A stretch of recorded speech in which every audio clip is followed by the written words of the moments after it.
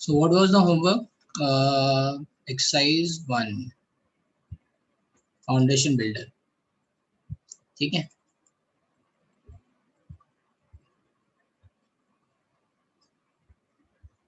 चलो. Anyone is having any doubt from question number 1 to 10? 1 to 10, any doubt?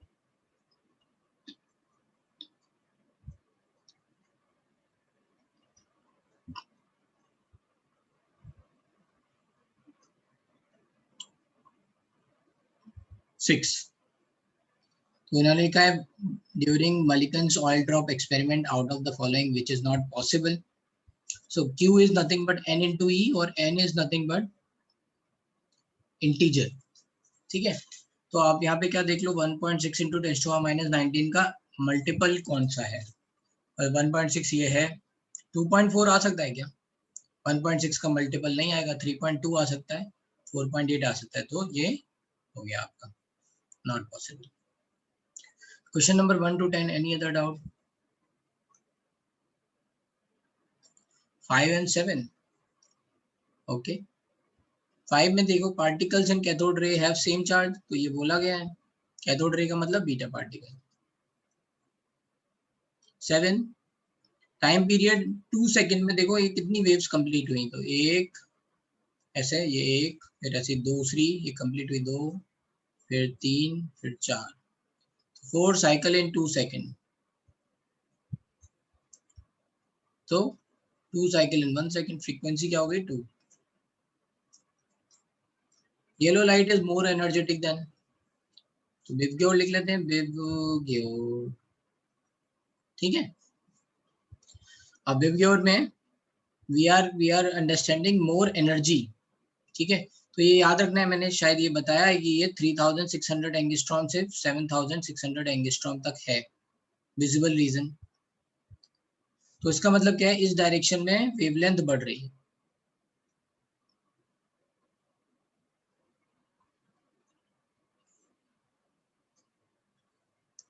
ठीक है, एक मिनट. इस तरफ क्या हो रही है? वेवलेंथ बढ़ रही है. वेवलेंथ बढ़ रही है, इसका मतलब एनर्जी घट रही है. सही बात है ना? E is inversely proportional to E is equals to hc by lambda. तो एनर्जी बढ़ेगी, सॉरी वेवलेंथ बढ़ेगी तो एनर्जी घटेगी. तो कह रहे हैं yellow light is more energetic then. Yellow light is more energetic मतलब येलो की एनर्जी ज्यादा है किससे? ऑरेंज और रेड से. ना चेक द ऑप्शन कि इनमें से कोई है क्या, तो रेड है यहाँ. Any other doubt till 10? 10th में क्या दे रखा है? Wave number of radiation of wavelength 500 nanometer दे रखा है. Lambda is 500 nanometre.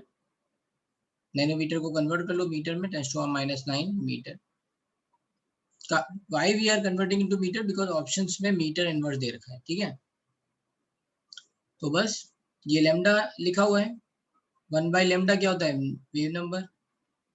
बस इसको लिख लो 1/500 इंटू 10⁻⁹ 10⁻+9 हो जाएगा ना. तो ये आ जाएगा 2 इंटू 10⁻6 है ना.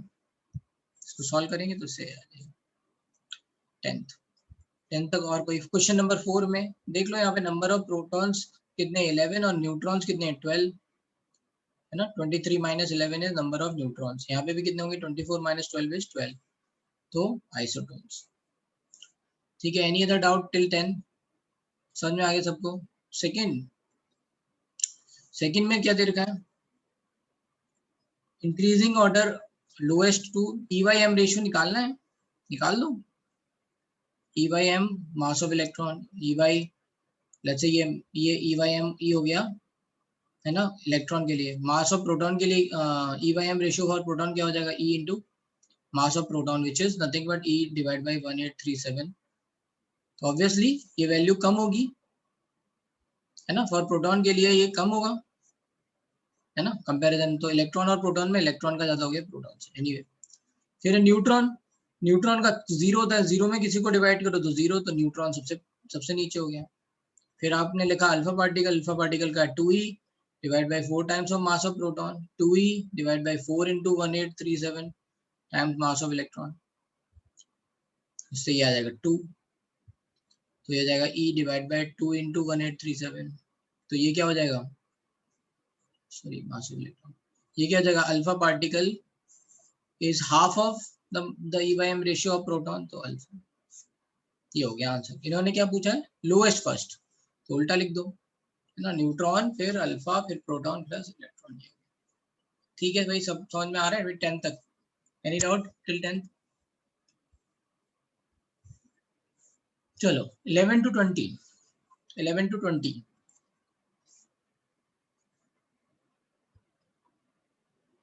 13, 16, 17, 11, 12। चलो मैं सभी बता देता हूँ, क्योंकि मुझे लगता है कि शुरुआत में आप कोई ना कोई कुछ ना कुछ तो पूछ ही लेता है। तो इन्होंने पूछा ratio of energy of photon of 2000 angstrom wavelength to 4000 angstrom. Energy निकालनी है किसकी, फोटॉन्स की, hc by lambda 1 divide by hc by lambda 2। नहीं निकाल पाएंगे रेशियो, hc कट गया, lambda 2 by lambda 1 आ जाएगा आंसर, है ना, तो 2 आ जाएगा, है ना, ये ऊपर पहुंच जाएगा।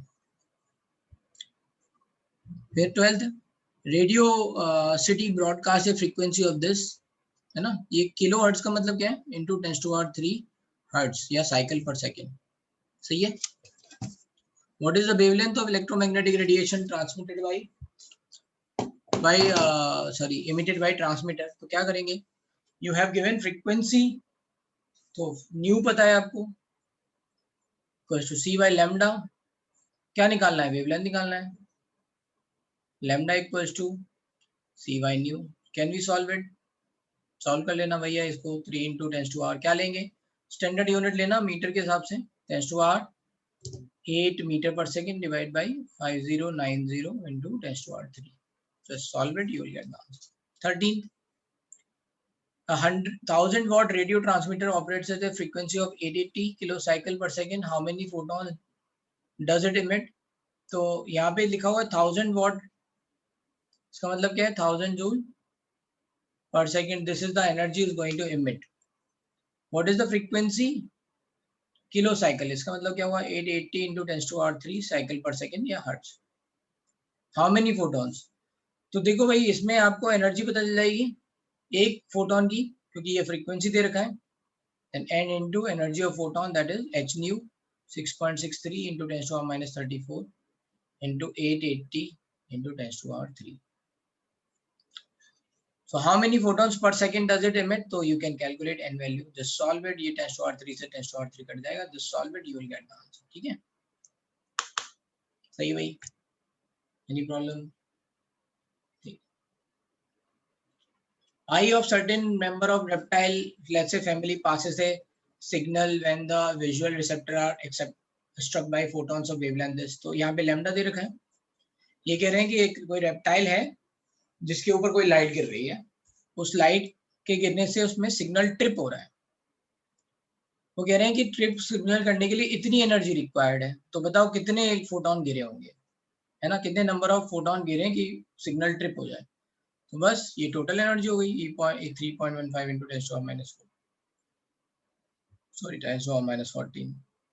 एन एनर्जी ऑफ फोटोन यहाँ पे निकाल लेंगे 890 नैनोमीटर से, hc by लैम्डा लगा दो, लैम्डा आपको पता है, hc पता है, solve you will get the answer.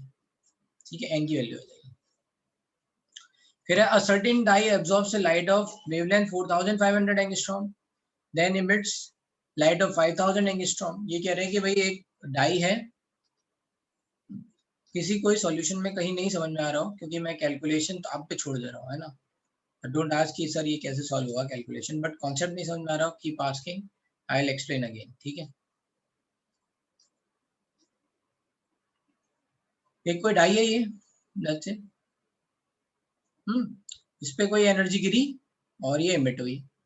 ये कह रहे हैं जितनी भी एनर्जी एब्जॉर्ब हुई है ना, और जितनी भी एनर्जी एमिट हुई, इनमें कुछ रिलेशन है। क्या है रिलेशन, कि given condition 50% of absorb energy is री इमिटेड आउट, मतलब emitted energy is 50% of absorbed energy.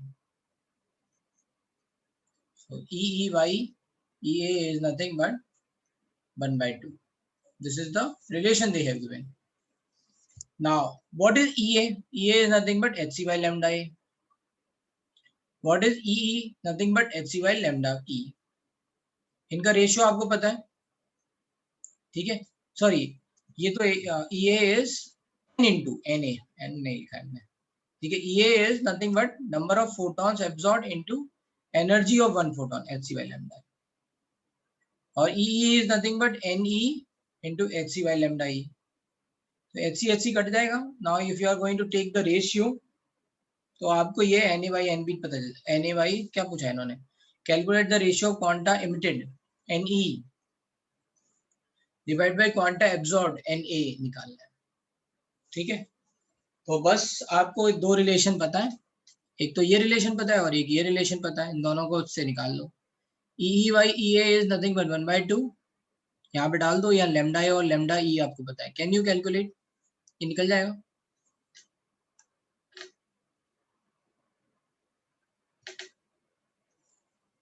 ठीक है. तो मैं क्या बताता हूँ, E by EA is nothing but 1/2. ठीक है. और हमें पता था EE and EA is nothing but NEHC by lambda E divided by NAHC by lambda A. HC cut. NE by lambda E into lambda A divided by NE. ये निकल गया, which is nothing but 1/2. ये lambda ए की value दे रखी है आपको. Absorb कितना है, 4500 एंगस्ट्रॉम. ये देख रखा है 5000. ठीक है.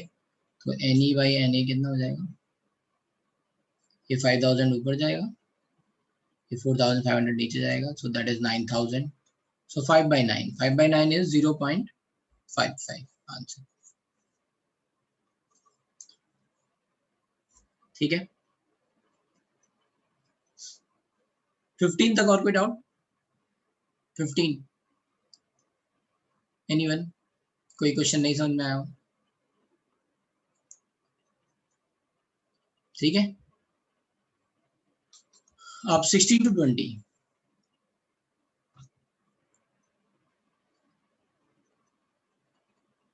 सिक्सटीन टू 20 पे 16, 18. तो देख लो इसमें 16 में क्या दे रखा है. व्हाट दे आर सेइंग 16 में कि electron jump in such a way that, यहाँ पे जो रिलेशन याद रखना है वो है kinetic energy is nothing but total energy minus total energy is nothing but minus potential energy divided by 2, or you can remember like this, total energy is nothing but minus kinetic energy, that is potential energy divided by 2. ये आपको याद रखना है. Bohr model में ये हमने relation build किया था. Can you recall this part? सब लोगों को ये रिकॉल हो रहा है ना. काइनेटिक एनर्जी टोटल एनर्जी के बराबर ही मैग्नीट्यूड में. तो यहाँ क्या करें, electron jump in such A way that kinetic energy changes from x to x/4. Kinetic energy अगर x हो गई तो पोटेंशियल एनर्जी कितनी हो जाएगी, -2x. x/4 है तो यहाँ कितनी हो जाएगी, -x/2. So can you calculate what is the change in potential energy? Change in potential energy is final minus initial. Final is x minus x/2, initial is -2x. So when you are going to, let's say, subtract these two, what will come, 3x/2. ठीक है. समझाया. 16. 18. What is the potential energy of electron present in nth cell? Nth cell का मतलब क्या है, KLMN. KLMN, right? N is मतलब 4. nth cell का मतलब है n की वैल्यू 4 है. बेरिलियम 3+ आयन का मतलब Z की वैल्यू कितनी, 4 है. So you know this energy formula. Energy is nothing but -13.6 Z square. 4 का square divide by n square. 4 का स्क्वायर, ये तो कट गया. तो that is -13.6. This is energy. अगर टोटल एनर्जी अगर हमें दे रखी है -13.6, तो पोटेंशियल एनर्जी क्या हो जाएगी उसकी, है ना. टोटल एनर्जी यहाँ पे दे रखा हुआ है 13.6, विच is nothing but potential energy divide by 2. Potential energy क्या हो जाएगी, डबल, -27.2 इलेक्ट्रॉन वोल्ट. 18 समझ में आ गया? कोई प्रॉब्लम यहाँ तक, है ना. फिर 1920. Any doubt?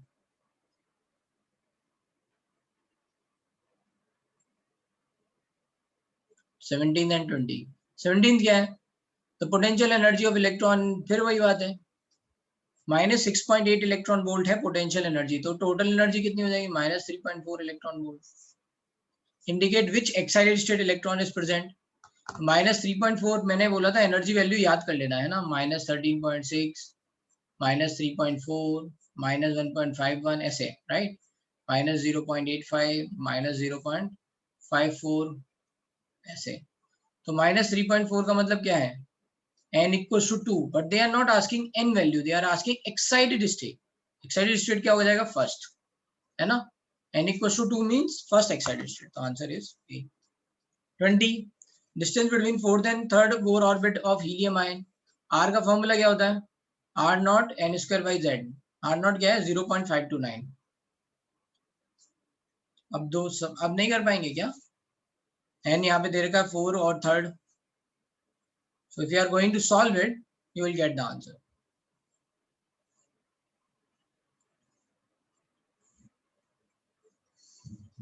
19 प्रणाली समझ में आ गया क्या करना है, कीप सेइंग यस भाई, है ना, जो मुझे पता चलना चाहिए। इशिका समझ में आया, इशिका नम 19th में 20th में क्या करना था, आपका डाउट था ना 20, यस ठीक है। Kinetic and potential energy of electron is present in third Bohr orbit. Again मैंने कहा यहाँ पे बस इन सारे क्वेश्चन में एक ही फॉर्मूला यूज हो रहा है, that is total energy is minus of kinetic energy that is equal to potential energy divide by 2।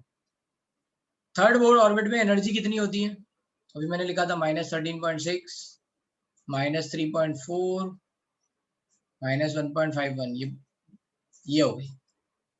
-1.51 अगर आपकी टोटल एनर्जी है तो काइनेटिक एनर्जी कितनी हो जाएगी 1.51, है ना, माइनस साइन हट जाएगा, minus of minus is positive. And potential energy कितनी हो जाएगी -3.02, इसका डबल, बस देख लो 90। ठीक है भाई, 20 तक और कोई डाउट?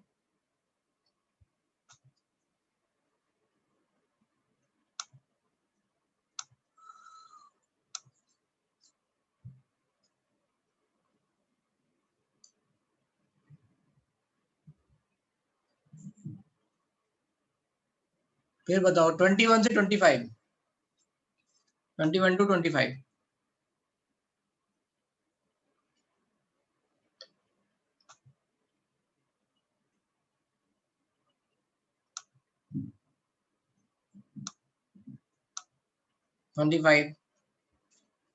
और 21, 22, 23, 24 सब पूछ लिया।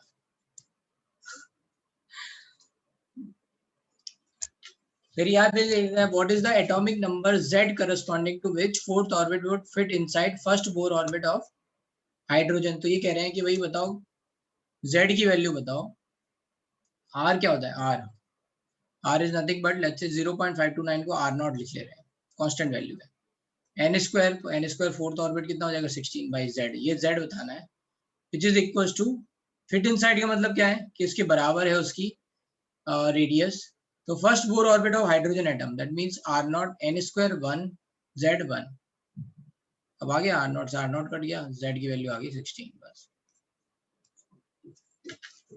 The ratio of velocity of electron in third and fifth orbit of lithium 2+ would be, तो B क्या होता है, V not Z by n,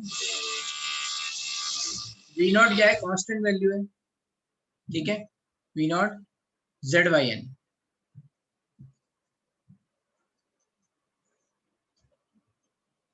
ठीक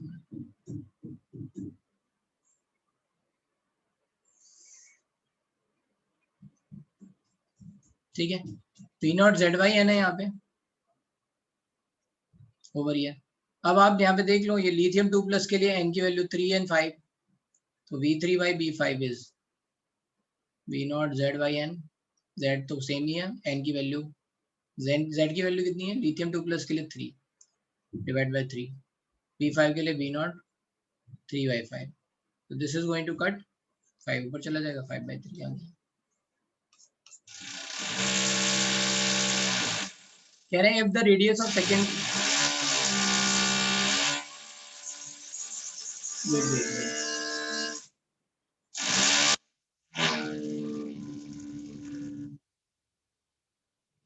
The radius of second stationary orbit is r, then the radius of third orbit will be, second orbit की radius दे रखी है, second orbit का मतलब क्या है, R not an square by Z, ठीक है, तो एन की वैल्यू यहाँ पे हो गई 2 4 4 R not by Z, that is given as capital are.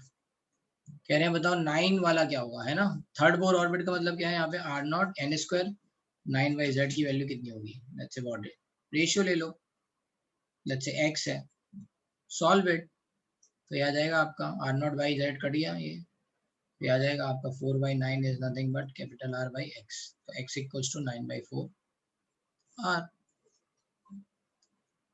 9/4 is 2.25,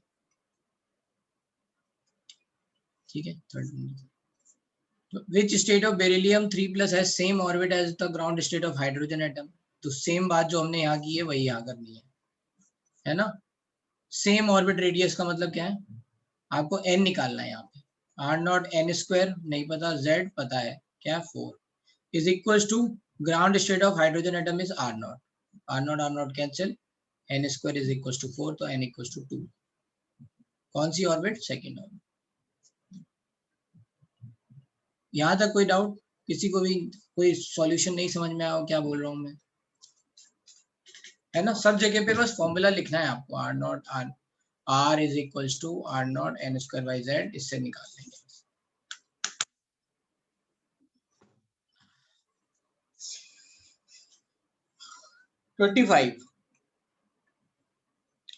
25 बता रहे भाई, 25 देखो, 25 ग्राफ है, जब हमें ग्राफ लिखने हो तो जैसे अगर मैंने लिखा v is equals to v naught z by n, let's say if I have written like this, velocity के लिए ही ना, हाँ, तो v का मतलब v I am plotting on y axis, तो ये y हो गया, z by n, right, so I have to check x axis पे मैं क्या प्लॉट कर रहा हूँ, x एक्सिस पे मैं क्या प्लॉट कर रहा हूँ, n प्लॉट कर रहा हूँ,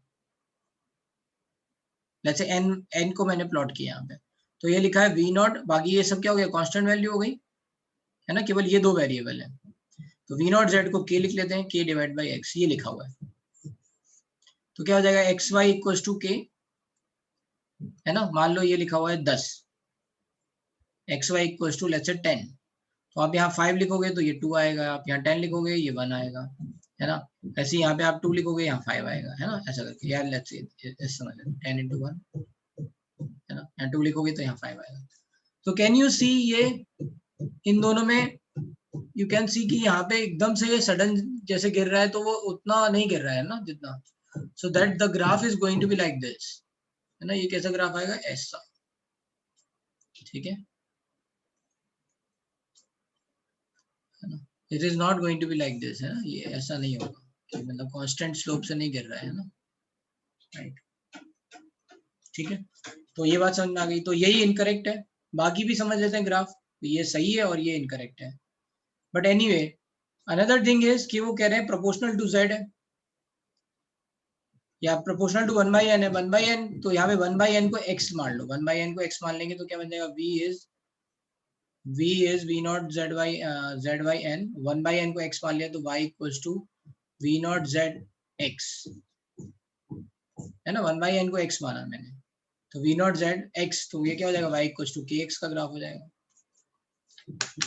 निकाल दो, ऐसे ही लिखा हुआ है यहाँ पे, v एंड z का ग्राफ देखेंगे तो बस z को अगर आपने x मान लिया तो क्या हो जाएगा, v equals to v naught by n x, v naught by n ये क्या है, कांस्टेंट वैल्यू है, तो v it is again y equals to kx का ग्राफ, तो all these 3 graphs are correct, which one is wrong, d is wrong, समझ में आया क्या करना है,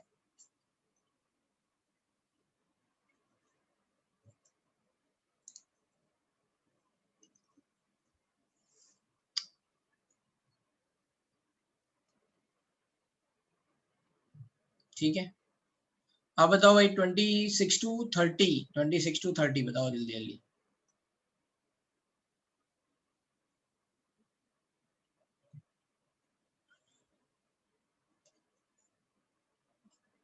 28 29 30 37, हिरेन क्या दिक्कत है 27 में? तुमने बहुत सारे डाउट पूछे हैं, मुझे ऐसा लग रहा है तुमने से क्वेश्चन बन ही नहीं रहे। ऐसा है क्या? क्वेश्चन नहीं बन रहे हैं? हाथ तो उठाओ।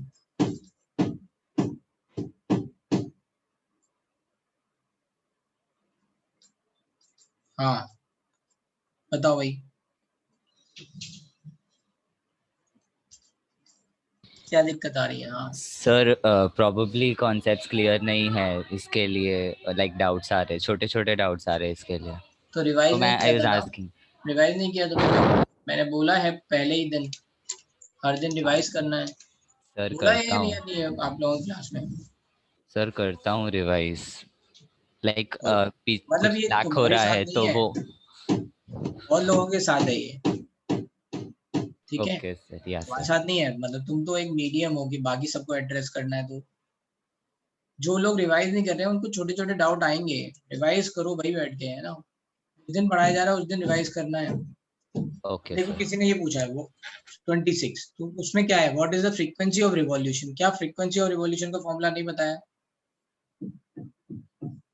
26 वाले कहाँ है भाई? 26 जिसने पूछा है, आपको पता है ये 26 फॉर्मूला कैसे निकालेंगे? मैंने बताया था टाइम पीरियड, बताया टाइम पीरियड? यस ये सुनो, बताओ हिरेन, अच्छा क्या है फॉर्मूला, को पता है? या 10⁻16 upon 1.524 into Z square by N cube. नहीं, जो बेसिक फॉर्मूला था वो क्या था? 2πrn divide by vn। बाकी आप फिर बाद में फॉर्मूला लिख लोगे। तो बस ये टाइम पीरियड का फॉर्मूला है, तो फ्रीक्वेंसी का क्या हो जाएगा? vn divide by 2πrn। vn कितना है? 2.18 into s2r6 z by n। 2πrn कितना है? 0.529 into n square by z। So if you are going to put the value, you can get the answer। बस यहाँ पे z दे रखा है उन्होंने, हाइड्रोजन है तो 1 है और n कितना है? 2 है। बस आ गया आंसर। तो ये 26 में कुछ नहीं था, फॉर्मूले बेस्ड क्वेश्चन है ये तो डायरेक्ट। अब देखो जैसे 27 है, इसमें क्या पूछा है? नंबर ऑफ फोटॉन्स n पूछा है, क्या दे रखा है? Having wave number x। तो आपको पता है फोटोन की एनर्जी क्या होती है? hc बाई लैम्डा, और you can say hc nu bar. यहाँ वेव नंबर दे रखा है x। 10 joule of energy sources, total energy 10 joule दे रखा है, तो 10 joule is equal to number पूछा गया है, एनर्जी इज hcx। तो n is equal to 10 divide by hcx। बस हो गया आंसर।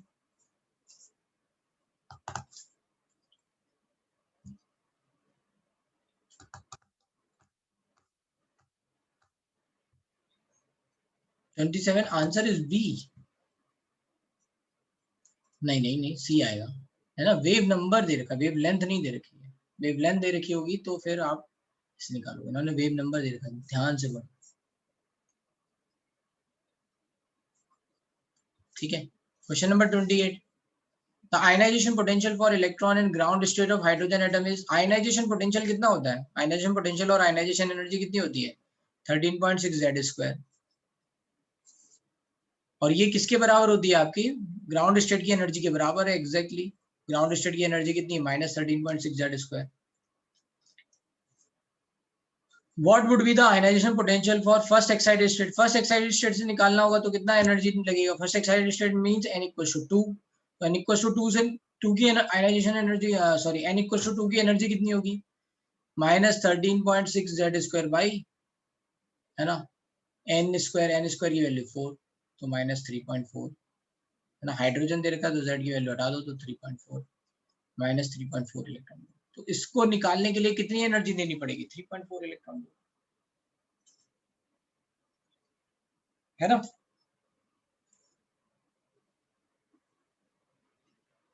बोलो चिंतन।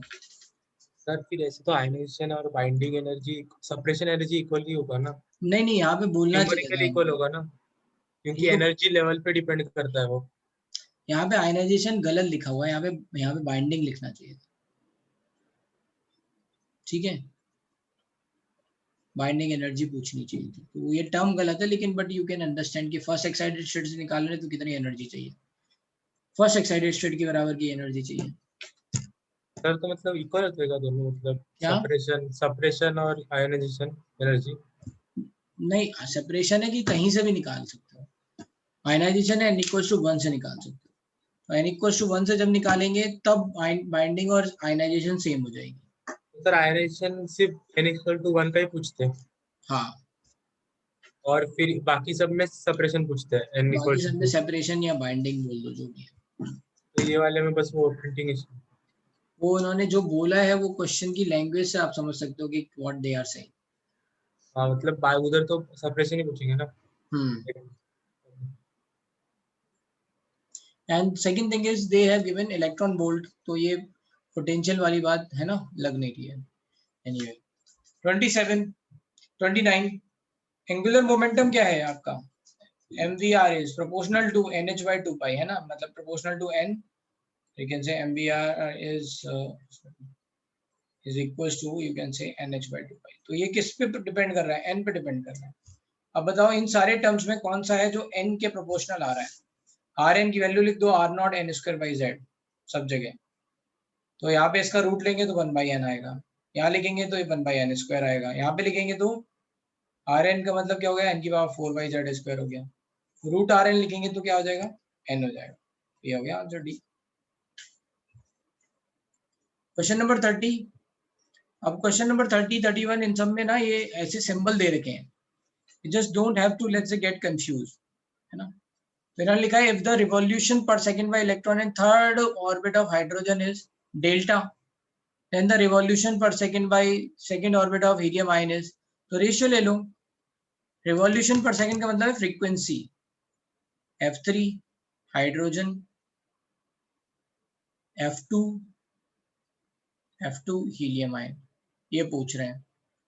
सो we can write Vn divide by 2 pi Rn divide by Vn dash let's say divide by 2 pi Rn dash. अब देख दो यहाँ पे 2 पाई तो ये कट जाएगा, Vn कितना हो जाएगा? V not Z by n, Z की वैल्यू हाइड्रोजन के लिए 1, n की वैल्यू 3, Rn कितना हो जाएगा? R not Z square by sorry R not n square कितना है? 9, है ना, डिवाइड बाई यहाँ पे कितना आ जाएगा? n स्क्वायर बाई z, तो 1, ठीक है। फिर डिवाइड बाई, है ना, अब Vn डैश, तो पहले इतना सॉल्व कर लो, है ना, आपको कंफ्यूजन ना हो ज्यादा। तो ये इधर चला जाएगा, तो ये हो जाएगा V not divide by R not into 27। यहाँ पे कितना होगा? V नॉट हीलियम के लिए n, V not Z by n 2, n कितना है? 2, तो ये कट गया, right, divide by n square R not n square कितना हो जाएगा? 4 बाई z की वैल्यू कितनी? 2, तो ये 2 आ जाएगा। तो यहाँ पे कितना आ जाएगा? डिवाइड बाई ये V not divide by 2 R not,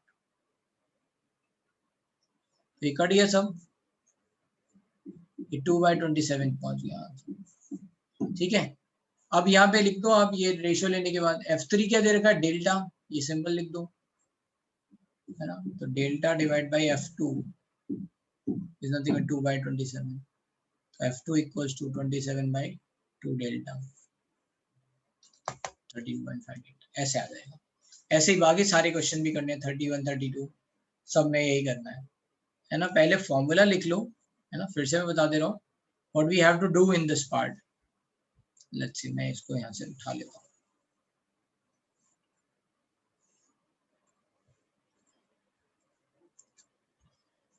What we have to do? We have to know the formula। Frequency का फॉर्मूला क्या है ना, अभी मैंने बताया टाइम पीरियड का फॉर्मूला है 2 pi r n divide by v n, तो v n divide by 2 pi r, right.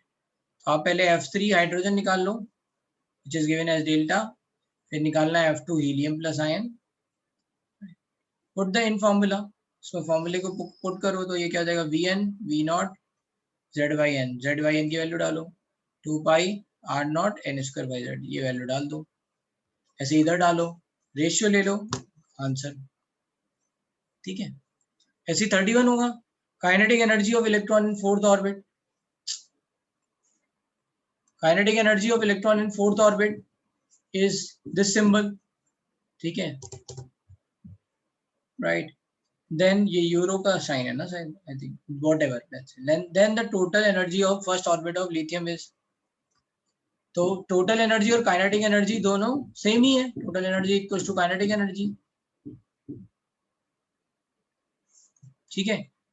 बस अब आपको यहाँ पे देखना है क्या होता है, ये काइनेटिक एनर्जी के Z E square by R होता है, आर की जगह आर एन डाल दोगे, फोर्थ ऑर्बिट है तो बस, बाकी ये जेड और इस पे आ जाएगा, तो इससे आप, या फिर वो ऐसे भी लिख सकते हो -13.6 Z square by N square, ये फॉर्मूला है, आपको बताइए। अब जेड और एन के हिसाब से अलग अलग वैल्यू आएंगी, जस्ट पुट द वैल्यू, ऐसे 32 में करना है। If the same energy is supplied to helium ion jump to 5th main orbit, the final orbit of electron in helium plus ion is, तो हाइड्रोजन की कह रहे हैं कि सेम एनर्जी सप्लाई कर रहे हैं हम हाइड्रोजन को और हीलियम को, जिसको हाइड्रोजन को और हीलियम को सेम एनर्जी सप्लाई कर रहे हैं, ठीक है। हाइड्रोजन में ये n इक्वल्स टू 1 से, लेट्स से ये n इक्वल्स टू 1 है, n इक्वल्स टू 5 में पहुंच जाता है, व्हाटएवर। हाइड्रोजन से बाहर निकालने की एनर्जी कितनी चाहिए, हाइड्रोजन से पूरा बाहर निकालने के लिए एनर्जी चाहिए 13.6, तो ये जो एनर्जी प्रोवाइड की है ये 13.6 से कम ही होगी, energy is going to be less than 13.6, right. Helium के लिए n इक्वल्स टू 1 से 2 में जाने के लिए ये एनर्जी कितनी चाहिए, 10.2 z स्क्वायर मतलब 40.8, तो whatever you are going to supply the energy, अगर ये 40.8 से कम ही है तो क्या होगा, हीलियम आयन में इलेक्ट्रॉन एक्साइट नहीं करेगा, तो कहां बना रहेगा, फर्स्ट में ही पड़ा रहेगा, ये बात समझ में आई। ये कह रहे हैं if the same energy supplied to electron and ground state of hydrogen as well as helium ion, है ना, दोनों के ग्राउंड स्टेट में इलेक्ट्रॉन था, यहां से जो भी एनर्जी दोगे, या तो आप कैलकुलेट कर लो, n इक्वल टू 5 की वैल्यू होती है 0.54, है ना, ये 13.6, तो डिफरेंस हो गया 13.06, आपने 13.06 एनर्जी डाली, बट यहाँ पे मिनिमम एनर्जी रिक्वायर्ड है एक्साइटेशन के लिए 40.8, तो ये क्या है, ये वैल्यू कम है, तो यहाँ क्या होगा, यहाँ एक्साइटेशन नहीं होगा, अंडरस्टूड।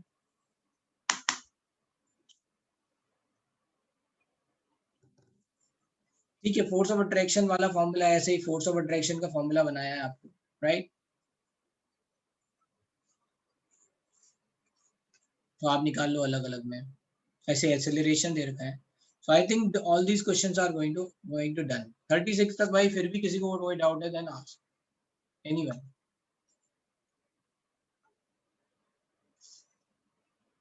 चिंतन है, you are saying something? No sir. ठीक है भाई, किसी को कोई डाउट यहाँ तक, कोई और डाउट कहीं तक? चलिए आगे, और क्या दिया था होमवर्क यहाँ 36 के बाद, फाउंडेशन बिल्डर भी दिया था क्या सब्जेक्टिव में? देखो ये कह रहे हैं एक्सेलरेशन, एक्सेलरेशन क्या होता है, F इक्वल्स टू ma, तो फोर्स का लिख लो आप, है ना, फोर्स क्या होता है k Z E square by R square, R की जगह रख दो आप, आर की जगह क्या लिखेंगे हम, R naught square N square by Z, मतलब का स्क्वायर, है ना,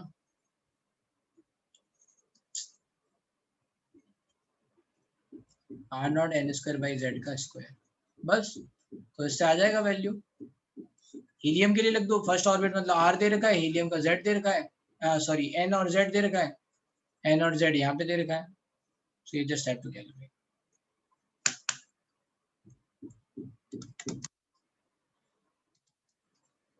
ठीक है, question number 1 to 4 and 17 to 29, ठीक है, ओके।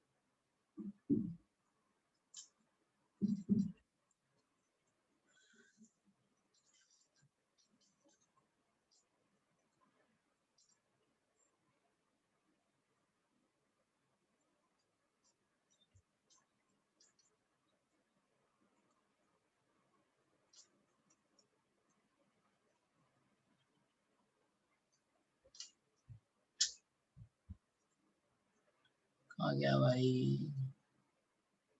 ओके।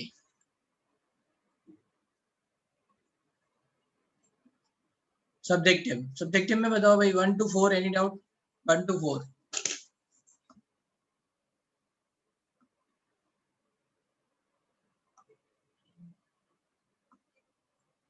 1 and 4, ठीक है।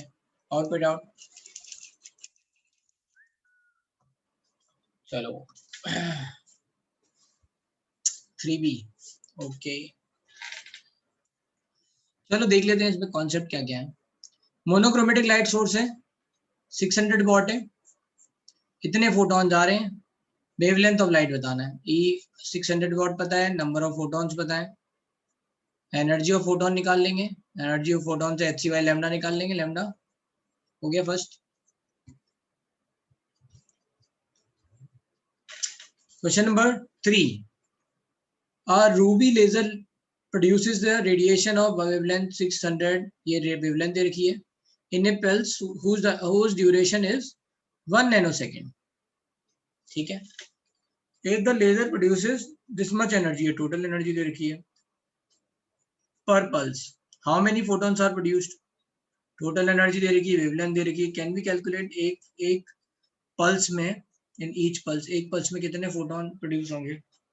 अगर वो 1 सेकंड कहते तो क्या करते हैं, नैनो सेकंड मतलब 10⁻⁹ सेकंड, तो हम पहले 1 नैनो सेकंड में 1 पल्स में निकालते, फिर कहते 1 सेकंड में कितने होंगे, तो 10⁻⁹ से मल्टीप्लाई हो जाता, ठीक है। बस हो गया answer. Calculate the power delivered by पर पल्स। पावर क्या होती है, जूल पर, लेट्स से सेकंड, पावर क्या होता है, जूल पर second, sorry watt per second, watt is nothing but joule per second, तो आपको जूल पता है यहाँ पे 30.76 एनर्जी पर, बट कितने में, 10⁻⁹ में है ना, डिवाइड बाय 10⁻⁹ सेकंड, ये आ गया, तो वाट आ जाएगा, वॉटेज आ जाएगा। समझ में आया?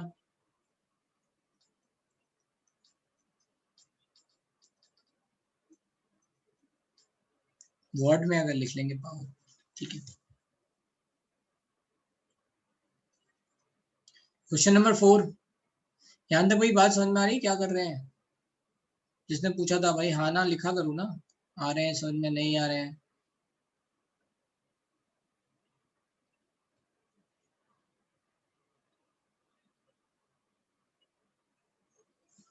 Question number 4. Iodine molecule dissociate into atoms after absorbing light of 4500 angstrom. If one quantum of radiation is absorbed by each molecule, calculate the kinetic energy. So what is happening here? कह रहे हैं कि देखो भाई ये ऐसा है कि ये जो आयोडीन का मॉलिक्यूल है, इस पे ये कुछ एनर्जी गिर रही है, 4500 एंगस्ट्रॉम की एनर्जी गिर रही है। अब ये जो एनर्जी गिरेगी तो क्या होगा, अगर एनर्जी सफिशिएंट, एनर्जी गिरने के बाद क्या होगा, इन मॉलिक्यूल्स के बीच में एनर्जी आएगी तो फिर वाइब्रेशन होगा, और अगर एनर्जी सफिशिएंट है तो ब्रेक भी हो सकता है, so it can break into two, अगर लेट्स से आयोडीन एटम ना, उसके लिए उन्होंने बॉन्ड एनर्जी दे रखी है कि भाई ये इसका बॉन्ड एनर्जी कितनी है, तो bond energy is given as 240 kilo joule, ठीक है, पर मोल, ये बॉन्ड एनर्जी। अगर मान लो इस एनर्जी से भी ज्यादा एनर्जी दे दी तो बाकी एनर्जी कहाँ जाएगी, काइनेटिक एनर्जी में कन्वर्ट हो जाएगी, बाकी एनर्जी किस में जाएगी, काइनेटिक एनर्जी में, क्योंकि अब तोड़ने के बाद जो भी एनर्जी होगी वो उनके मूवमेंट में आएगी, they are going to break and then they are going to move, तो total energy is nothing but यहाँ पे binding energy plus 2 times kinetic energy. Kinetic energy 2 times क्यों, क्योंकि 2 एटम है, ये एक एटम की काइनेटिक एनर्जी हमने लिखी है, तो 2 एटम की क्या हो जाएगी, 2 इंटू के। बस टोटल एनर्जी क्या है, ये कह रहे हैं हर एक मॉलिक्यूल जो है ना वो 4500 एंगस्ट्रॉम का एक फोटोन एब्सॉर्ब कर रहा है। एक मोल कितना करेंगे, एक मोल फोटोन, एक मोल मॉलिक्यूल, पर मोल के लिए निकाल रहे हैं ना, तो that is going to be 1 mole. तो एक एनर्जी, एक फोटोन की एनर्जी कितनी है, एच सी वाई लैम्डा, एक मोल की कितनी है 6 इंटू 10⁻23, ये तो हो गई total energy. Binding energy 240 kilo joule per mole है, तो बस into 2 into kinetic energy. Can we calculate kinetic energy with this? हाँ भाई समझ में आया, क्या करना है, यूनिट याद रखना है, ये यूनिट को कन्वर्ट करना है, ये जूल में है, ठीक है। एच सी वाई लैम्डा डालेंगे तो एच की वैल्यू जूल सेकंड होती है ना, फिर यहाँ ये किलो जूल है, तो either it you can right it is in joule like this.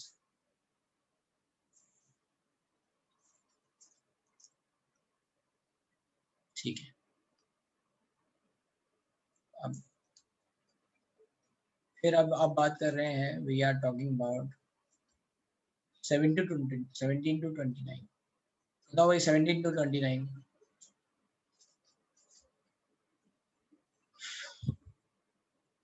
17 तो शो है, हमने करा हुआ है ना ये यशोवर्धन, हाथ उठाओ जरा।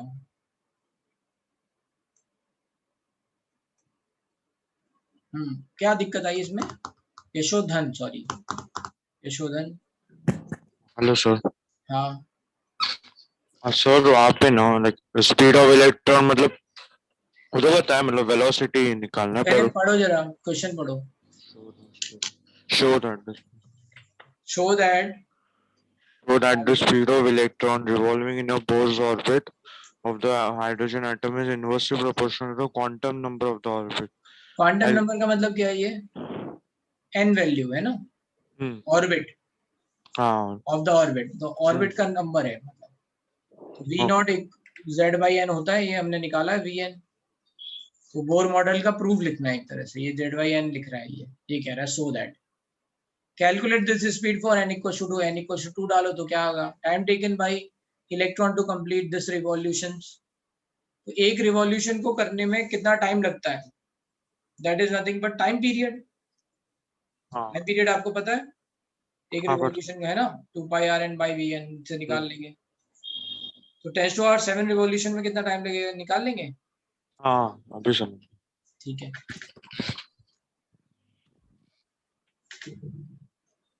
Question number 18, electron in hydrogen atom revolves in third orbit, ठीक है। Calculate the energy of electron in this orbit. तो एनर्जी कितनी हो जाएगी? -13.6 Z square by N square.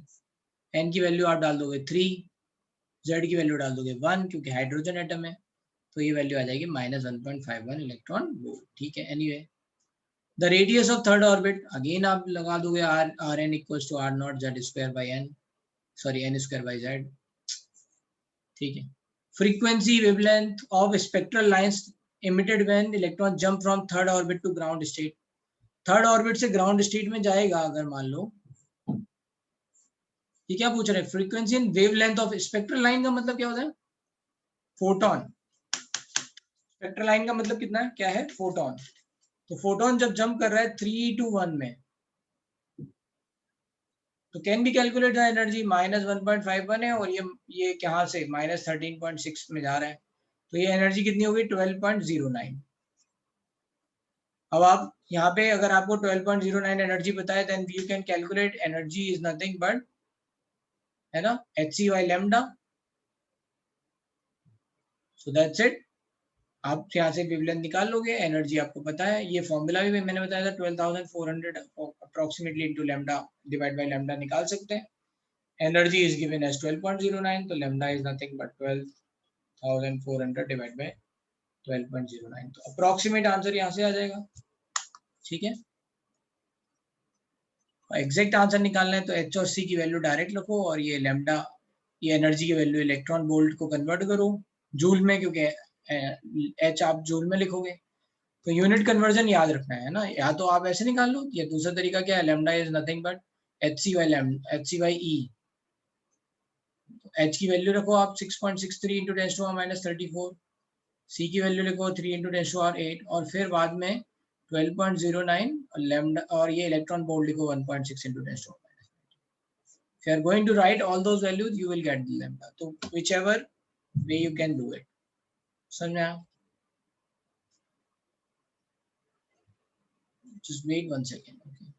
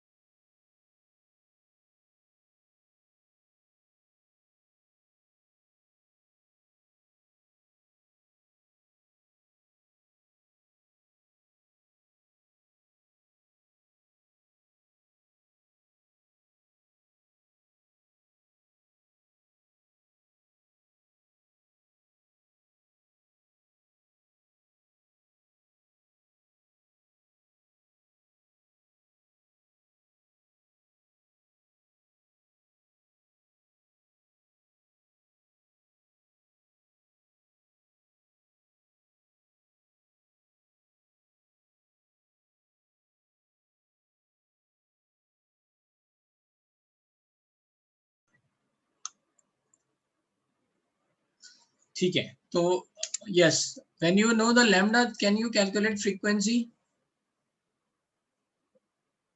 हाँ सिद्ध, आ जाओ।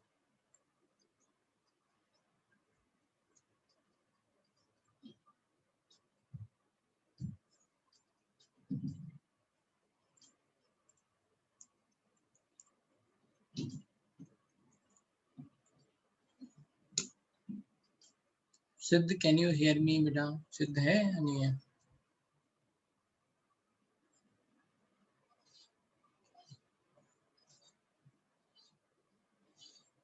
हाँ तो हाथ तो उठाओ बेटा, कहाँ गए? बताओ क्या क्या डाउट आ रहा था? हेलो सर मुझे वो ये इसका फॉर्मूला समझा नहीं, आप एक्सप्लेन कर सकते हो मतलब brief में? किसका फॉर्मूला बताओ? ये आपने E equals to H C by lambda का 12400 बाय लैम्बडा कैसे निकाला? ये अगर आप एच और सी को, ये मैंने बताया नहीं क्लास में? सर बताया था लेकिन कंफ्यूजन है थोड़ा, मुझे तो मतलब समझा नहीं क्लियरली। उसमें आप एच सी की वैल्यू डाल दो, एच की वैल्यू जूल को कन्वर्ट कर लो भाई, आपको क्या कहते हैं इलेक्ट्रॉन वोल्ट में। सर लेकिन वो एच सी तो 19.89 है ना, तो आपको 12400 कैसे आया? अरे भाई अगर आप कन्वर्ट करोगे तो आएगा ना, एक मिनट।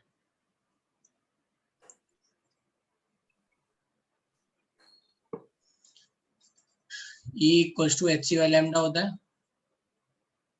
एच की वैल्यू 6.63 इंटू 10⁻⁻34 है। आपको एनर्जी कितनी चाहिए इलेक्ट्रॉन वोल्ट में, राइट? Yes sir. तो one joule is equals to how many electron volt? 1.6 electron volt is 1.6 into 10⁻⁻19 जूल। So 1 joule is equals to 1 by 1.6 into 10 to the power 9. sorry 1 by 1.6 into 10⁻⁻19। तो इसमें क्या करेंगे, यहाँ joule second लिखा था तो जूल हटा के यहाँ इलेक्ट्रॉन वोल्ट सेकंड लिख सकते हैं इसको, तो दैट इज 1.6 into 10⁻⁻19। ये हो गया h की वैल्यू। c की वैल्यू 3 into 10⁸ मीटर होती है, इसको एंगस्ट्रॉम में कन्वर्ट करना है क्योंकि लैम्डा हम डायरेक्टली एंगस्ट्रॉम में डालना चाहते हैं।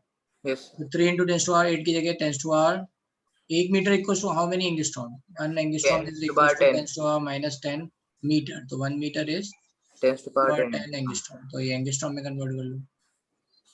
Now if you are going to solve this, तो ये पॉजिटिव पावर कितनी होगी? 10⁸18 Yes sir. है ना, और ये -19 भी ऊपर चला जाएगा 37। 6.63 into 10⁻⁻34 into 3 into 10⁻37 divided by 1.6 into lambda in angstrom. इसको सॉल्व करोगे आप, ठीक है? Yes sir. तो ये होता है 19.89 डिवाइड बाय 1.6।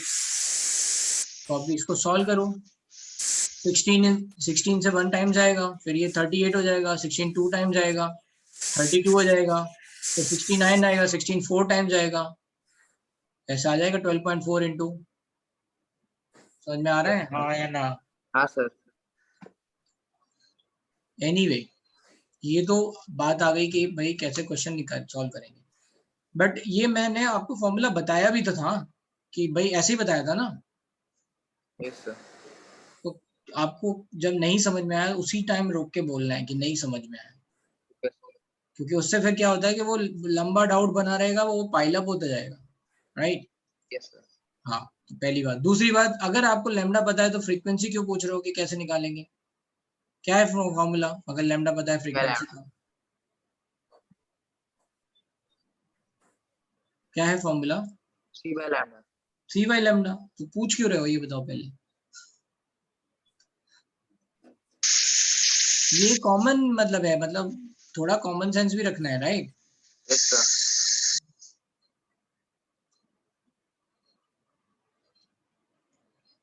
चलो भाई ठीक है, तो ये 18 हो गया।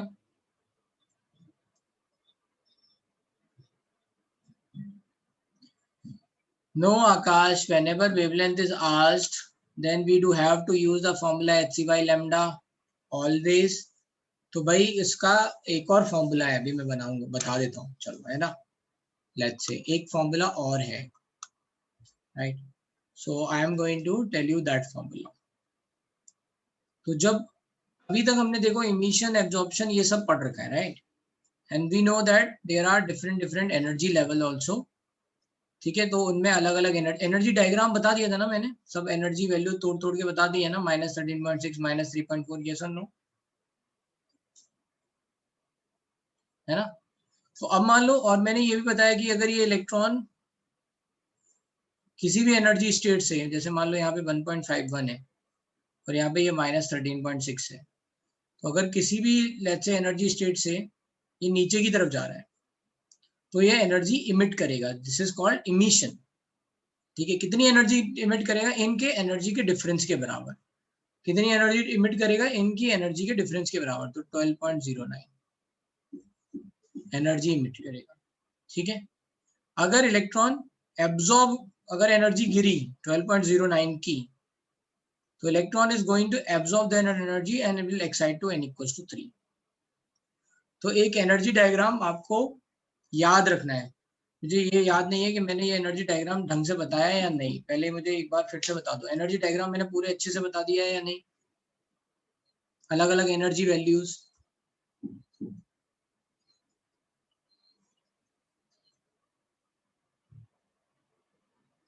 एक मिनट यार, ये चैट कहाँ गया?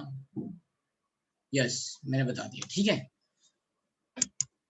तो ये जो एनर्जी है, राइट, ये मैं ऐसे सॉल्व कर लूंगा और hc/λ वाला एक फॉर्मूला है, उससे मैं निकाल सकता हूँ.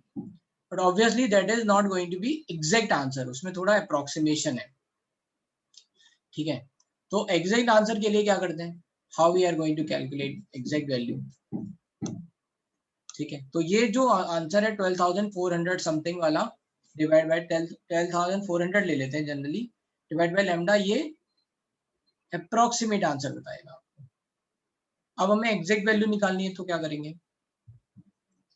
तो हम कर क्या रहे हैं यहाँ पे? If we are going to see, then we are calculating what is delta E, which is nothing but let's say E final minus E initial. ठीक है, यही निकाल रहे हैं हम. E final minus E initial को यहाँ पे जनरली जब हम ये वाला फॉर्मूला बना रहे हैं तो हम लिख लेते हैं E2 minus E1, where E2 is nothing but energy of final state, है ना. यहाँ पे जो रिप्रेजेंटेशन है E2, that is representing energy of final state, ना कि n = 2. ठीक है, याद रखना. ठीक है, and E1 is nothing but energy of ground state या एनर्जी ऑफ, है ना, या फिर यहाँ पे फाइनल स्टेट की जगह हम एक और वर्ड यूज कर सकते हैं, एनर्जी ऑफ हायर. अच्छा, energy of higher state. E one क्या है? Energy of lower state, just to avoid confusion. Delta E निकालेंगे हमेशा, हायर माइनस लोअर करेंगे तो उससे हमें पता चल जाएगा. ठीक है, क्या होता है ये E2? So we will write delta E is nothing but E2 की वैल्यू क्या हुई? -13.6 z² by n2 square minus of -13.6 z² by n1 square. ठीक है, तो ये माइनस माइनस प्लस हो जाएगा. तो delta E is nothing but 13.6 z² common ले लूंगा और I will write 1/n1 square minus 1/n2 square. Anyone having any problem in this part? यहाँ पे ये बात याद रखना है, n2 जो है वो है कि वो क्या है? हायर लेट्स से स्टेट, और n1 क्या है? Lower state. क्लियर है भाई? हाँ है ना, इतनी बात. ठीक है, क्लियर, राइट. अब बात करते हैं कि ये जो डेल्टा ये है, ये फोटोन के टर्म्स में निकलेगा, तो इसको हम hc/λ लिख सकते हैं. अच्छा, यहाँ पे एक बात क्लियर करना है कि ये जो वैल्यू अभी दे रखी थी ये इलेक्ट्रॉन वोल्ट में दे रखी थी, right. So what we want to is we want to convert into joule value. ठीक है, ये वैल्यू किस में आ रही है? इलेक्ट्रॉन वोल्ट में, राइट. 13.6 वाला टर्म जो है इलेक्ट्रॉन वोल्ट में. So I am going to write 13.6. 1 electron volt क्या होता है? 1.6 × 10⁻⁹ z square 1 upon n1 square minus 1 upon n2 square and this value is right now is in joule. सही है. अब मैंने क्या किया, ये h और c की वैल्यू नीचे ले गया यहाँ पे, right. So I will write the formula 1 by lambda is nothing but 13.6 into 1.6 into 10 to the minus 19 divide by hc की वैल्यू कितनी है 19.89 into 10 to the minus 26. ठीक है. z square 1 upon n1 square minus 1 upon n2 square. अब ये जो है lambda आपका इधर आने लग गया. ये किस में आएगा, मीटर इनवर्स में. क्यों, क्योंकि सारी वैल्यू जो है ना वो हमने स्टैंडर्ड ली है. यहाँ पे ये वैल्यू जूल ली थी, राइट. ये जो वैल्यू है 19.89 कैसे आई, h की वैल्यू हमने लिखी 6.63 into 10 to the minus 34 और 3 into 10 to the 8 मीटर, है ना, मीटर पर सेकंड. और यहाँ पे था जूल सेकंड, तो सेकंड से सेकंड कट गया और इस वाले जूल से ये वाला जूल कट गया, तो बचा क्या, यहाँ पे डाउन में मीटर बचा. तो दैट्स व्हाई मीटर इनवर्स. अब ये जो वैल्यू आ रही है वो मीटर इनवर्स में आ रही है. इन दोनों का मल्टीप्लाई किया 19.89 10 to the minus 34 और 8 तो 10 to the minus 26 आ गया. क्लियर है भाई इतनी बात. ये लैम्डा का फॉर्म ऐसे बन रहा है. When we are going to solve this, तो ये क्या होगा, ये ऊपर चला जाएगा. What will happen, this is going to go up. कितना हो जाएगा 10 to the minus 26, ऊपर जाएगा तो प्लस 26 होगा, 19 हट जाएगा तो बचा क्या 10 to the 7. तो 1 अपॉन लैम्डा क्या आ जाएगा, इसको सॉल्व करेंगे 13.6 into 1.6 तो 16.6 9 13 16 into 3 48 और 9 57 5 16 और 5 21.576 divide by 19.89 into 10 to the power 7 z square 1 upon n1 square minus 1. अब यहाँ पे r की ये जो है ना ये वैल्यू, इसको बोलते हैं एक कांस्टेंट, रिडवर्क कांस्टेंट. इसको क्या बोलते हैं, that is nothing but r and that is Rydberg constant. When you are going to let's say write the value, इसकी पूरी वैल्यू निकालोगे तो ये 19.89 21.76 ऐसे करके डिवाइड करोगे, then it is close to, this value is close to 1.097 into 10 to the power 7 metre inverse. ये याद रख लेना है. तो इस फॉर्मूले इतनी वैल्यू बार बार लिखने की जगह हमने क्या लिख दिया, 1 upon lambda is nothing but r z square 1 upon n1 square minus 1 upon n2 square. Obvious सी बात है कि लैम्डा जो है ये r की वैल्यू काफी ज्यादा है, तो ये वाली वैल्यू फेमस नहीं है. फेमस कौन सी है, 1 by r. 1 by r करेंगे तो क्या हो जाएगा, ये 1 divide by 1.097 into 10 to the minus 10 to the 7 metre. Metre को कन्वर्ट कर लेंगे एंगस्ट्रॉम में, तो 10 to the 10 angstrom divide by 1.097 into 10 to the 7. अगर इसको सॉल्व करेंगे तो ये वैल्यू आती है approximately 911.7 angstrom, which we will take is 912 angstrom. अब इसको यूज कैसे कर रहे हैं, ठीक है, इस फॉर्मूले को.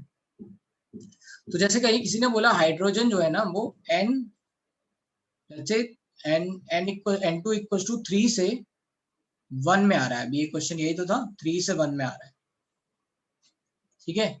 तो बताओ क्या होगा लैम्डा वेवलेंथ बताओ. तो हम क्या लिखेंगे ना, ये फॉर्मूला है, दिस फॉर्मूला इज, है ना, calculation of lambda with the help of Rydberg constant. ठीक है. और 1 by r की वैल्यू याद रखना है. यहाँ पे मैंने थोड़ा ऐसे लिख दिया है, but you can right 912 angstrom, right. तो 3 से 1 में जा रहा है तो फिर क्या होगा, I will write 1 by lambda, r को r ही रखेंगे. z स्क्वायर हाइड्रोजन में है z1. So अब now what is I am going to write, n1 की वैल्यू क्या लिखूंगा मैं, 1 का स्क्वायर. n2 की वैल्यू क्या लिखूंगा, 3 का स्क्वायर 9. तो ये क्या हो जाएगा, 1 by lambda is nothing but if you are going to let's say take यहाँ over here subtraction, तो 8 by 9. तो लैम्डा इक्वल्स टू क्या हो जाएगा, 9 by 8 into 1 by r. 1 by r की वैल्यू मुझे पता है, that is 912 angstrom approximately. So 9 by 8 into 912. Now it becomes easy. Now you can just cut it. तो इससे 1 गया, 0 है ना.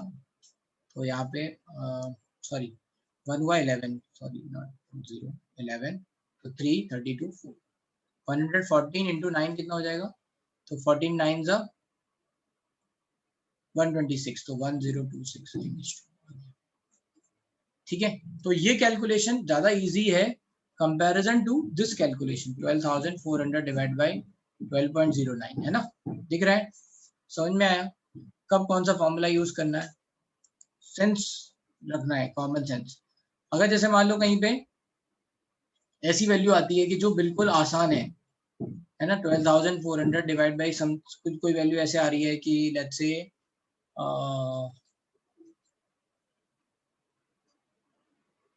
10 मान लो 4 आ रही है, 4 इलेक्ट्रॉन वोल्ट, कहीं पे लिखा है 4 इलेक्ट्रॉन वोल्ट, तो यहाँ पे ये आसानी से कट जाएगा है ना, तो यू कैन से 3.1 इलेक्ट्रॉन 4,000 एंगस्ट्रॉम 4,000 एंगस्ट्रॉम आ रहा है, देन यू कैन से 3.1 इलेक्ट्रॉन वोल्ट हो जाएगा। तो यहाँ पे वहां ऐसे केसेस में ये वाला फॉर्मूला यूज कर लेंगे, और ऐसे केसेस में कर लेंगे जहाँ अप्रोक्सीमेट वैल्यू लिखनी हो, है ना, जैसे अप्रोक्सीमेट वैल्यू क्या है, अभी 12.09 था तो हमें पता है कि 12 है तो ये 1000 के आसपास आंसर आएगा, है ना, एग्जैक्ट आंसर नहीं बताना है, मान लो 4 ऑप्शन दे रखे, then you can use this formula, but exact value निकालनी है तो फिर आप ये वाला फॉर्मूला यूज करें।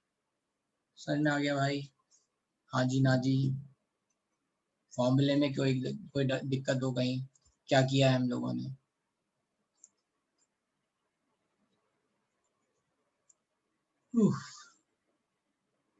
ठीक है, इसको लिख लो, उसमें कोई डाउट हो तो पूछ लो।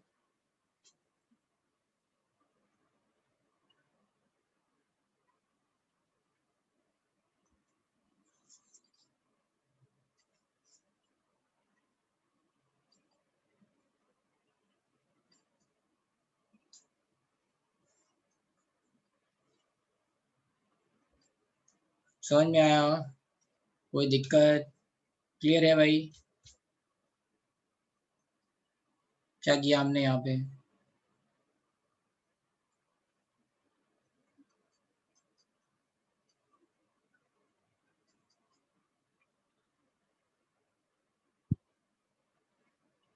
ये बताया तो नहीं था ना पहले,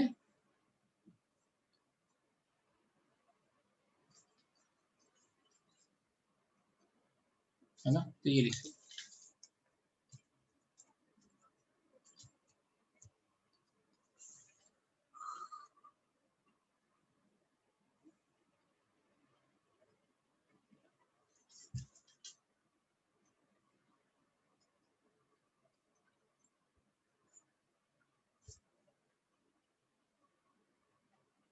चलो अब चलते हैं फिर डिस्कशन वाले पार्ट में, तो ये हो जाएगा ऐसे ही,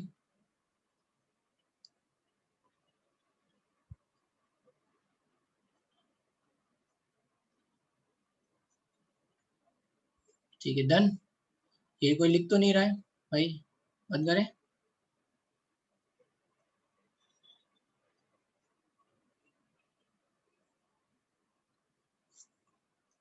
वन बाई आर की वैल्यू याद रखनी है, कितनी है, 912 एंगस्ट्रॉम। आर की वैल्यू कितनी है, 1.097 इंटू 10⁻⁷ मीटर।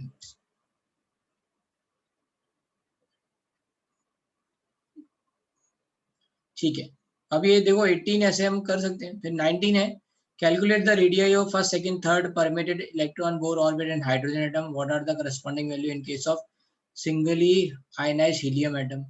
तो ये कह रहे हैं R1 R2 R3 बताओ हाइड्रोजन एटम के लिए, फिर हीलियम के लिए बताओ, तो ये हो जाएगा। Calculate energy in kilo calorie per mole to remove electron in hydrogen atom from fourth Bohr orbit. Fourth Bohr orbit से एनर्जी निकालने के लिए, है ना, रिमूव निकालने के लिए क्या होगा, एनर्जी ऑफ फोर्थ ऑर्बिट कितनी है, -0.85 electron volt, n equals to infinite में भेजना है, कितनी एनर्जी देनी पड़ेगी, 0.85 इलेक्ट्रॉन वोल्ट देनी पड़ेगी पर एटम। ठीक है, ना दे आर सेइंग कि किलो कैलोरी में निकालो, तो पहले किलो जूल में निकाल लो, किलो जूल के लिए कितना होता है, 96 से मल्टीप्लाई करते हैं, 1 electron volt per atom is nothing but kilo joule per mole, how many, 96, so multiply it divide by kilo calorie के लिए 4.18, तो बस उससे आ जाएगा किलो जूल में, किलो कैलोरी में। 21 electron collides with hydrogen atom in its ground state excited at 2 n = 3, how much energy given to the hydrogen atom in this inelastic collision. तो ये कह रहे हैं कि जब ये मान लो n इक्वल टू 1 में इलेक्ट्रॉन है, इस पे कोई और फोटोन नहीं, इलेक्ट्रॉन टकराया, ठीक है, हाई एनर्जी का इलेक्ट्रॉन। कहाँ देखा था? कैथोड रे ट्यूब में देखा था, जब कैनाल रेज बन रही थी, है ना। तो इलेक्ट्रॉन इलेक्ट्रॉन से गैसेस एटम से टकरा के क्या कर सकता है? उनको आयनाइज कर सकता है, right. So this can happen कि इलेक्ट्रॉन भी एनर्जी ट्रांसफर कर सकता है इलेक्ट्रॉन को। तो दे आर सेइंग कि electron collides with hydrogen atom in its ground state and excited it to n equals to 3। तो ये हाई एनर्जी का इलेक्ट्रॉन इससे टकराया और उसने इसको n इक्वल्स टू 3 में भेज दिया। n इक्वल्स टू 3 में भेजने के लिए कितनी एनर्जी दी होगी? 12.09 इलेक्ट्रॉन वोल्ट। तो कह रहे हैं how much energy was given in this inelastic collision? 12.09 electron volt per atom दी गई है। अगर किलो जूल में निकालना होगा तो क्या करेंगे? 96 से मल्टीप्लाई कर देंगे। करेक्ट है, ठीक है। Now next 22, the electron energy in hydrogen atom is given by this.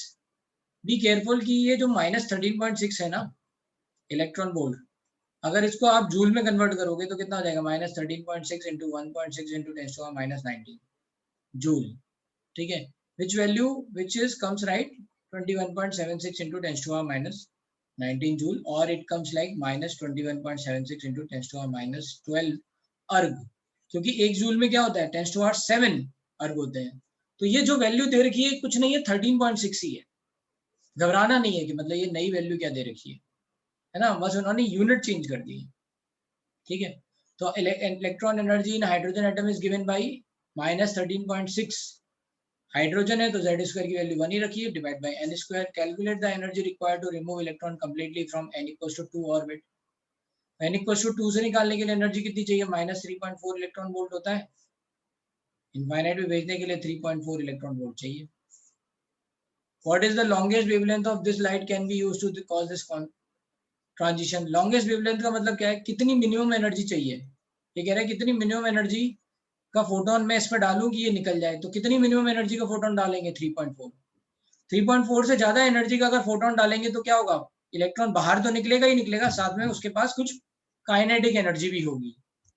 3.4 electron volt का अगर फोटोन डालेंगे तो कितना होगा? तो केवल जस्ट बाहर निकलेगा, बाहर निकल के रेस्ट पे होगा, है ना। Electron will be at rest, no kinetic energy, ऐसा। तो कह रहे हैं कि भाई लॉन्गेस्ट वेवलेंथ का मतलब क्या है कि, है ना, what they are saying, longest wavelength का मतलब ये है कि मिनिमम एनर्जी। तो बस 3.4 के हिसाब से निकालना है। आप 12,400 डिवाइड बाय 3.4 कर सकते हो, और आप लैम्डा से भी निकाल सकते हो। आप कह सकते हो 1/λ इज, जो भी हमने फॉर्मूला निकाला, आर जेड स्क्वायर, जेड तो बनी है। कहाँ से भेज रहे हैं? हायर स्टेट कौन सी हुई? इनफाइनाइट। कहाँ से भेज रहे हैं? 2 से भेज रहे हैं, है ना। तो लोअर कौन सी हुई? 2, तो n1 की वैल्यू 2, तो 1/4 माइनस इनफाइनाइट स्क्वायर इनफाइनाइट ही होगा, तो 1 बाय इनफाइनाइट ये वैल्यू 0 हो गई। 1/λ इज नथिंग बट, है ना, r/4, और lambda is nothing but 4 divide by r and 4 into 912, so that is 3648 angstrom. तो ये मैक्सिमम वेवलेंथ है जो आप डाल सकते हो। समझ में आया? ये आसान हो गया ना ये कैलकुलेट करना इसके कंपैरिजन में, राइट, क्योंकि हमें 1/r पता है, बस निकाल दिया ऐसे ही। 3648 एंगस्ट्रॉम का अगर फोटोन आप डालोगे तो वो 2 से इनफाइनाइट भाग जाएगा। समझ में आ रहा है भाई? हाँ ना लिख दो। Let's say take a poll, I will take a poll. Let's ये डिस्कशन, ये जो चीजें चल रही हैं ये समझ में आ रही हैं? देन से यस और नो।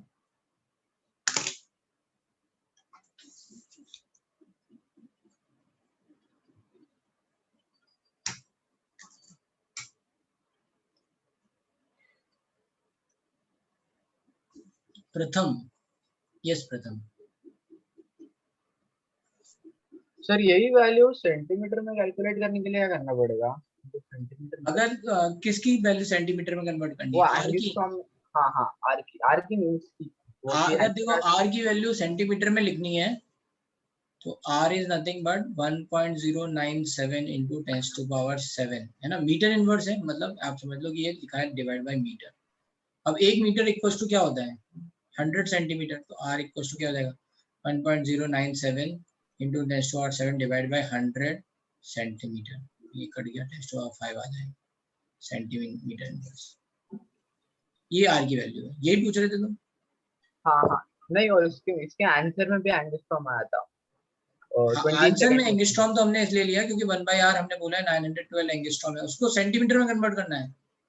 हाँ तो 1 एंगस्ट्रॉम इक्वल्स टू कितना होता है, 10⁻⁻10 मीटर। 10⁻⁻10 मीटर की जगह लिख दो 100 सेंटीमीटर, तो 10⁻⁻8 सेंटीमीटर। अगर सेंटीमीटर में निकालना है तो ये आ जाएगा। ठीक है,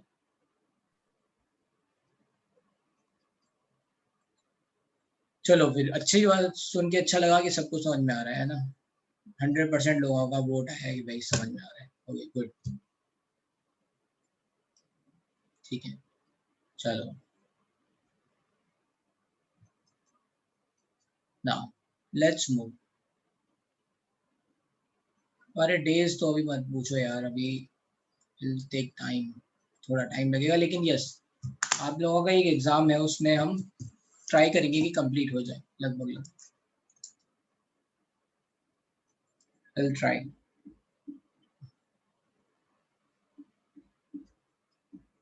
डाला है ना ये TW प्लानर शेड्यूल, राइट।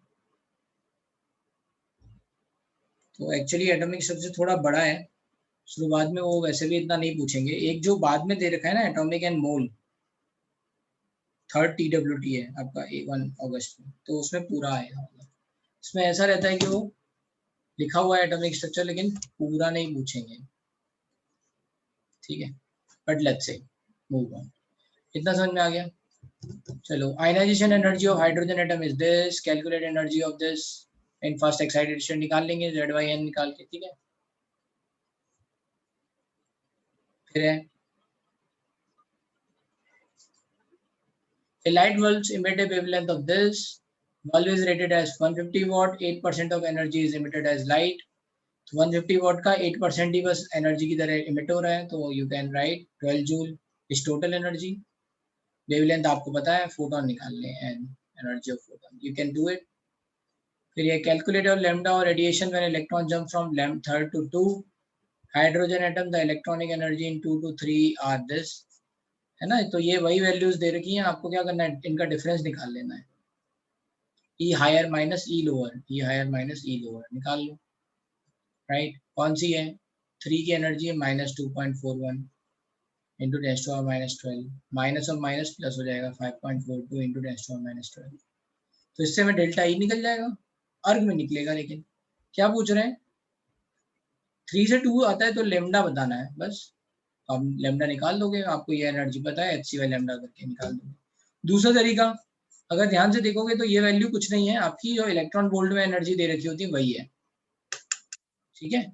ये वैल्यू क्या है, वही दे रखी है जो इलेक्ट्रॉन वोल्ट में, मतलब n इक्वल्स टू, लेट्स से अगर हम यहाँ पे डाल देंगे 3.4 इलेक्ट्रॉन वोल्ट, 3.4 इलेक्ट्रॉन वोल्ट 1.6 से मल्टीप्लाई करेंगे, तो 1.6 इंटू 3 कितना होता है 48, मतलब 4.8, तो ये वही आ जाएगा, है ना। 5.42 दे रखा है, 2.41 1.51 इंटू 1.6 करेंगे, तो ये वैल्यू ऐसे दे रखी है जैसे आपको लग रहा हो कि ये कुछ और वैल्यू है, बट ये है क्या, 3.4 इलेक्ट्रॉन वोल्ट 1.51 इलेक्ट्रॉन वोल्ट। तो आप डायरेक्टली ये वाला फॉर्मूला भी लगा सकते हो। N1 की वैल्यू कितनी है आपकी, लोअर है 2 का स्क्वायर 4 -1/9, इससे आ जाएगा 1/λ इज r, z स्क्वायर 1 है, हाइड्रोजन है, और ये 36.5, तो ये जाएगा lambda is nothing but 36.5 1/r, 36.5 into 912। Now you can solve easily, है ना, इसको कट करके और आंसर निकाल लोगे। तो ये ऐसे भी निकाला जा सकता है। और दूसरा तरीका मैंने आपको बता दिया, ई हायर माइनस ई लोअर से निकाल के डेल्टा ई निकालो, HC/λ में डालो। 26 calculate velocity of electron placed in 3rd orbit of hydrogen atom, also calculate the revolution. तो ये निकल जाएगा वेलोसिटी 3rd ऑर्बिट में क्या है, रिवॉल्यूशन क्या है, ठीक है। 27, अब 27 में क्या कह रहा है समझते हैं। 27 में कह रहे हैं average life time of hydrogen atom excited to n equals to 2 is this, मतलब ये कह रहे हैं कि किसी भी,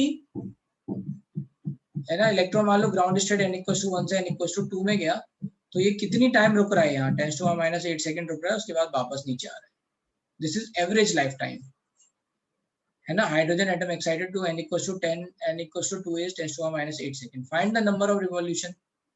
तो पहले आपको क्या निकालना है कि यहाँ पे कितनी फ्रीक्वेंसी है n इक्वल्स टू 2 में, मतलब कितने number of cycle per second निकलेंगी, है ना। फॉर्मूला क्या है, वही bn/2πrn निकाल के f2 निकाल लेना, है ना।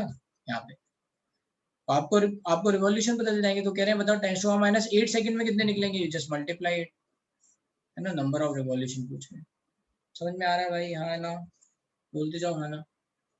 Estimate the energy difference in energy between first and second Bohr orbit of hydrogen atom. At what minimum atomic number the transition from 2 to 1 would result in emission of X-ray with, ठीक है।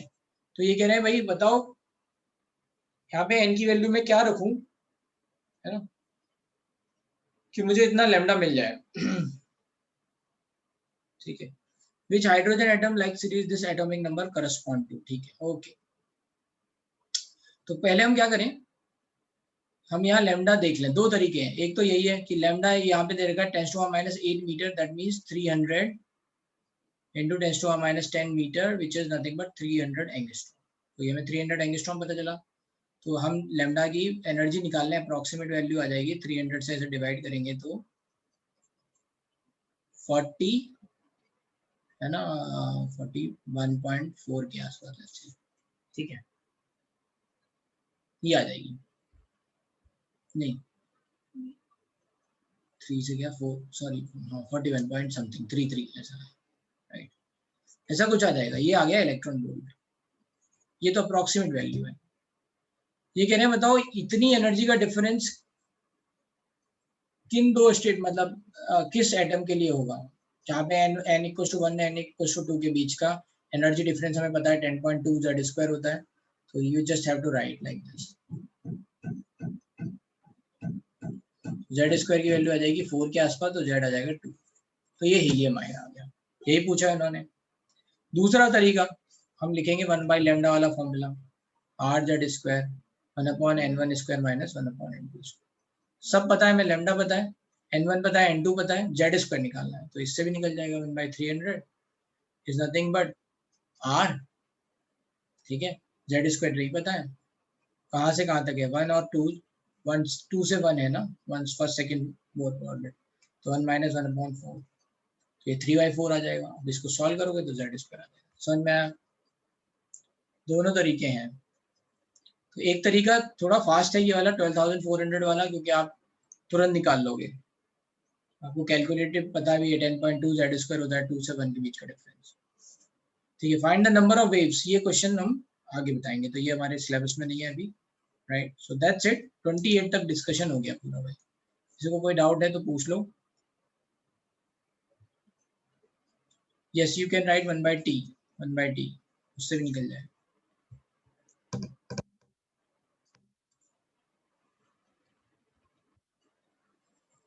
ठीक है, तो फिर आप यहीं पे खत्म कर रहे हैं आज की क्लास, ओके।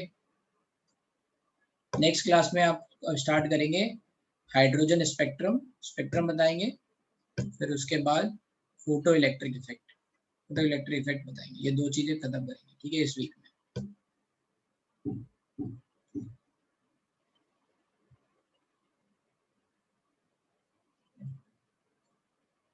ठीक है, चलो, ओके, दैट्स इट।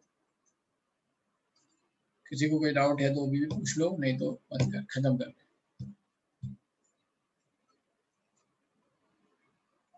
ठीक है, okay, that's it then, bye bye.